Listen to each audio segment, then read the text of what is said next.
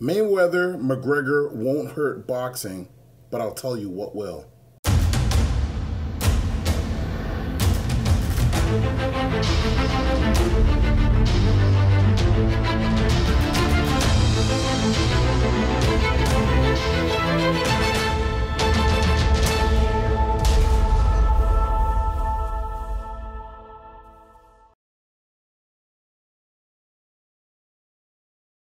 Welcome to the DO Boxing Show. I'm your host, Dameon Okposio. Thanks for tuning in to another episode. Wow, we're at 500, and man, it's been a cool ride. So just a little over a year, and we've had the YouTube show talking about boxing, focusing mainly on Canadian fighters, but going all over doing interviews.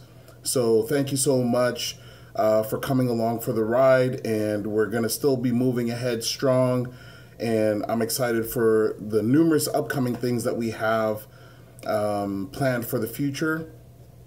The last prize that was won was the t-shirt from the Badu Jack James DeGale fight, and that went out to someone that won in New South Wales. So we'll be shipping that out in a couple days. So thanks to everyone that plays the trivia games. And we're definitely going to be having more trivia games in the future coming up. And I'm always looking forward to that because I love the interaction. Now, this episode, we're going to be talking about what is really hurting boxing. Because with the Mayweather-McGregor situation, it's been one of those hot topics that everybody's got an opinion on. A lot of people are, love the event. A lot of people are saying, "Oh no, it's a circus, and it's not doing anything for boxing." Oh, what if Mayweather loses and it's going to hurt boxing? Well, this is just an opinion piece, so take that in mind. But in my humblest of opinions, I think that the Mayweather McGregor is fantastic for the sport. That's not what's going to hurt the sport of boxing in the least. What I believe is going to hurt the sport of boxing is the people that believe in the old style of the promotion of boxing and the new thought process of a lot of the a lot of the young people in the game when it comes to them moving around, hopping from coach to coach, the lack of loyalty that's shown. So those are two things, and those are the things that come from within the sport that are really going to eat it up and prevent it from progressing forward more than anything. So when it comes to the new age of promoting boxing, it's not really new age. It's got to be exciting, because that's what Muhammad Ali brought to the stage. Now, before everybody revered him when he retired, he was a hated figure, but Muhammad Ali, even though a lot of people disliked him when he was active, he put butts in the seats because of how controversial he was. He got out and he did a lot of interviews. He was on television on a regular basis. Same thing in the 80s, 90s with Mike Tyson. Mike Tyson, again, another polarizing, dominant force that was out there, and you loved him or hated him. He was in the media constantly all the time. And it takes money, it takes investment, and it takes charisma on the part of the actual athlete. But that's what draws people to boxing. With Mayweather McGregor, they just prove that, it doesn't matter what the quality of the fight is that you're putting in front of people. If it's enough of a spectacle, and if it's something that the public wants, they're going to pay for it. And that's what boxing needs to see. Because a lot of times, you've seen a lot of unsuccessful shows where promoters, especially in Ontario and Canada, have brought in a talent to supplement a fight card that was happening locally, and the draw wasn't any more than if the local guys were fighting on it. And that's because, especially in this market of Ontario or Canada, it's not a sophisticated fight market. It's not guys that understand the nuances of the game in terms of setting the fighter up and being able to read a fighter and appreciating the defensive skills of the boxers that are out there. For this basic market of Ontario and Canada, it's people that just want to see two guys get in there and duke it out. So, if you can dress that up a little bit, people are going to be entertained by that. I'm going to be entertained by that as well. And, with a lot of the promoters that I see around these days, they're not going to get the attraction that they're looking for because they don't dress up their shows enough. You need to bring excitement to it. And that's why I'm going to be paying for Conor McGregor and Mayweather, and that's why I'm going to be tuned in, regardless of what other people are doing. Other people can have their opinions, but I'm very interested in that fight, and I'm entertained by everything that's going on. The other thing is, a lot of promoters aren't making the investment into getting in with the new technology. So, there is the ability to do YouTube shows that's really inexpensive. There is social media marketing through Facebook, Instagram, Snapchat, and as a promoter, if you're not aware of these channels and you don't have the time or the knowledge to utilize them, then you need to get somebody on board on your team, or hire somebody that does understand those things, and they can bring more energy and more substance to your promotion, relatively inexpensive, for the return that they're going to give you. That is something that a lot of promoters today are failing to do, and a lot of businesses are failing to do. And, that's how I feel the American election was won. I believe that, where a lot of the Democratic Party thought, oh, we're going to play this out on traditional TV, the Republicans played it out in social media and got a bigger response and a favorable response when they went to the polls. This is it's just something that it's part of business, part of life. Like, there's always going to be constant evolvement, and you have to roll with those punches or get left behind. And that's why the UFC is one of the fastest growing sports, and why boxing has been stagnating, because the UFC took the best of boxing and the best of what the martial arts have to offer, and they put rules to it, organized it using boxing as a blueprint, and became the fastest growing sport.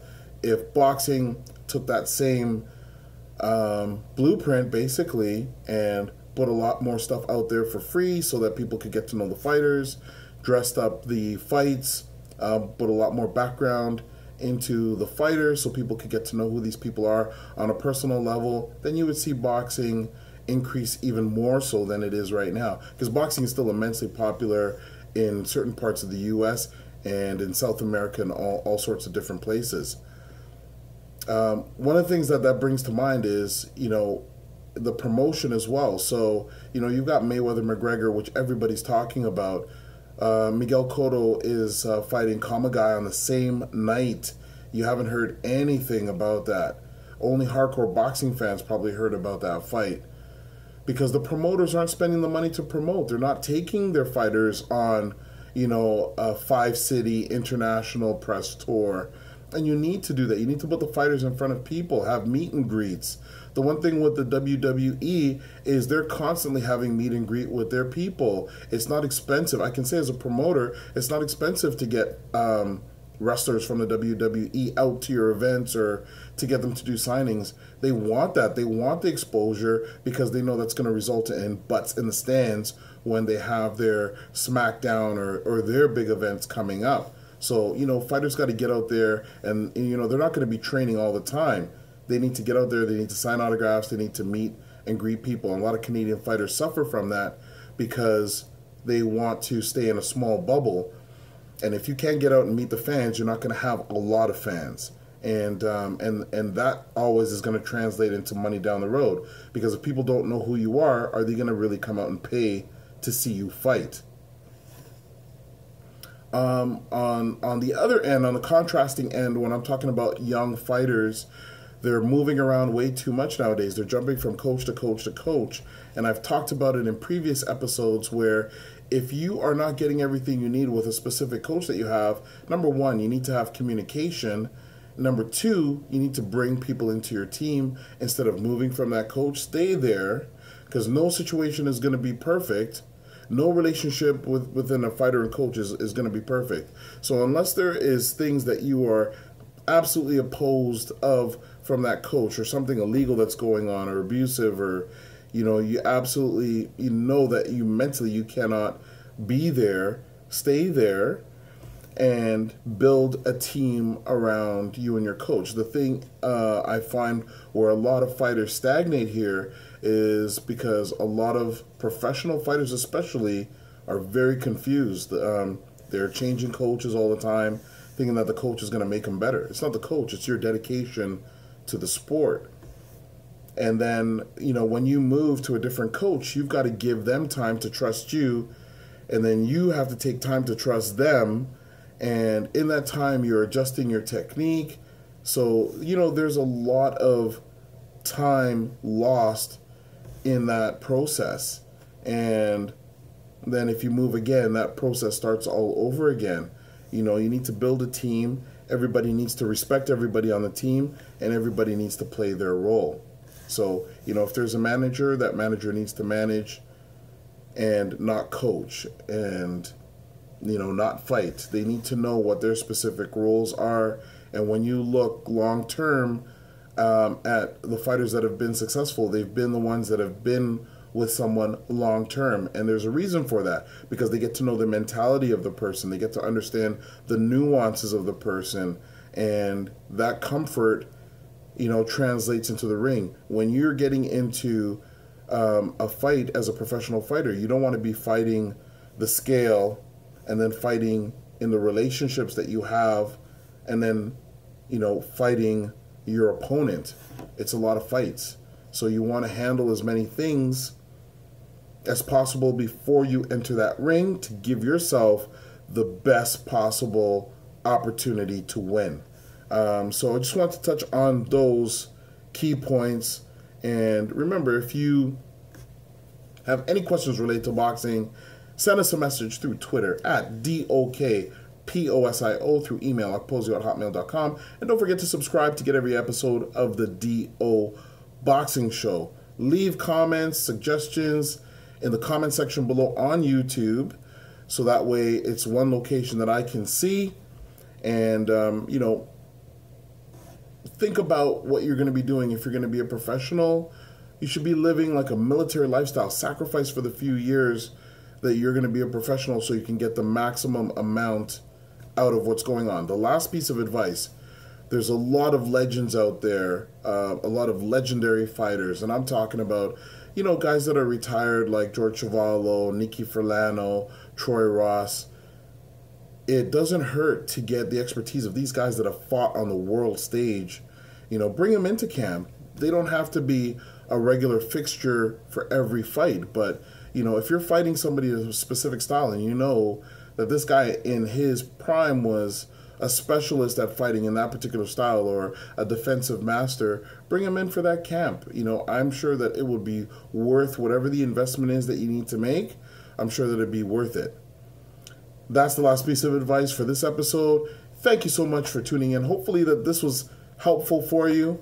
And, again, don't be shy to leave comments, subscribe. Thanks for tuning into this episode, and we'll catch you on the next one.